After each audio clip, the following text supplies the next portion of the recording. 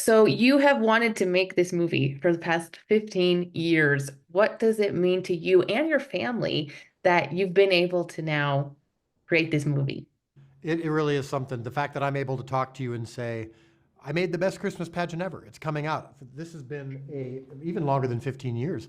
This is the actual book. This is the copy that my wife brought home. It's even got my notes in it for if I ever got a chance to make it as a movie.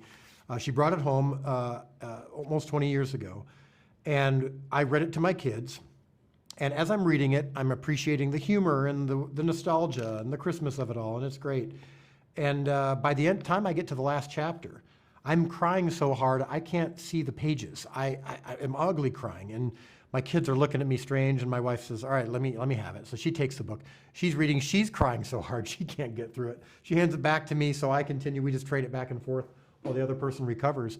And as soon as I closed the book, I said, I have to make this movie. This has to be a movie. How has it not been a feature film in theaters? And so I looked for the rights, and I found the guys who own the rights, and it was set up at other studios and other directors over 15 years. And every time I came close to getting it, they would say no. And then finally, a few years ago, because of The Chosen, they had seen The Chosen, and their relatives had been bugging them about it. And when their relatives heard that I had been wanting to make this movie, they said, "Are you crazy? He has to make it." And so they finally gave me the rights. And it is truly I could say a dream come true, but I would also think it's a calling fulfilled. It's something that really, I just knew that I knew that I knew that I had to make this. And I'm so thrilled to finally be able to bring it to you. The movie does a beautiful job focusing on the true meaning of Christmas and really reminding people that Jesus came for everyone. Why do you think that's such an important message to convey, especially today when sometimes Christmas can be commercialized or we get all caught up in the hustle and bustle and we forget that really we're supposed to be celebrating Jesus' birth right now?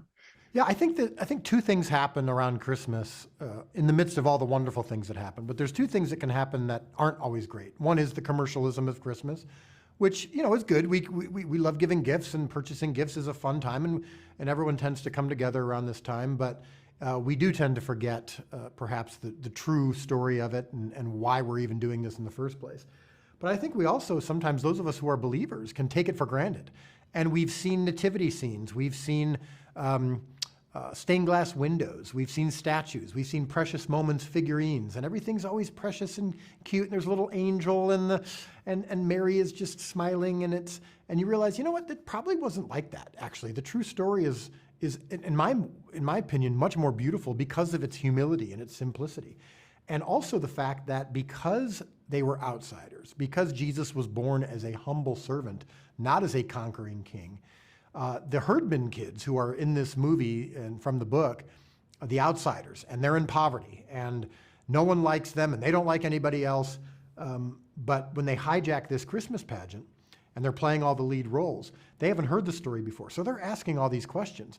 And it's because of their poverty that they're actually closer to the true story of Jesus and Christmas than anyone else. And so I think this movie can serve as a reminder. I shouldn't even say it can. I think it has served as a reminder for people who've seen it so far of what Christmas is really about, and that the true story might actually look a little different than what we've taken for granted.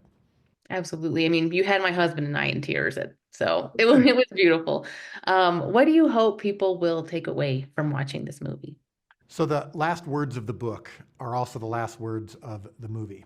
And Lauren Graham, who's wonderful, she's from Gilmore Girls and Parenthood, she delivers the last line, and it's, "Unto you a child is born." And those 6 words, I think, summarize the gospel, if you think about it. God became man, Emmanuel, God with us, in the form of a baby, and was born for all of us. And all of us have this opportunity to wrestle with what that means for us and what that means for the world. And when we truly believe that, how do we want to live out that truth once we understand it? So this movie hopefully can give you a taste of that and help you just wrestle with and comprehend, unto you a child is born. What does that mean for me? And what does that mean for me towards others? And I think that's what we've been hearing from people who've seen it so far.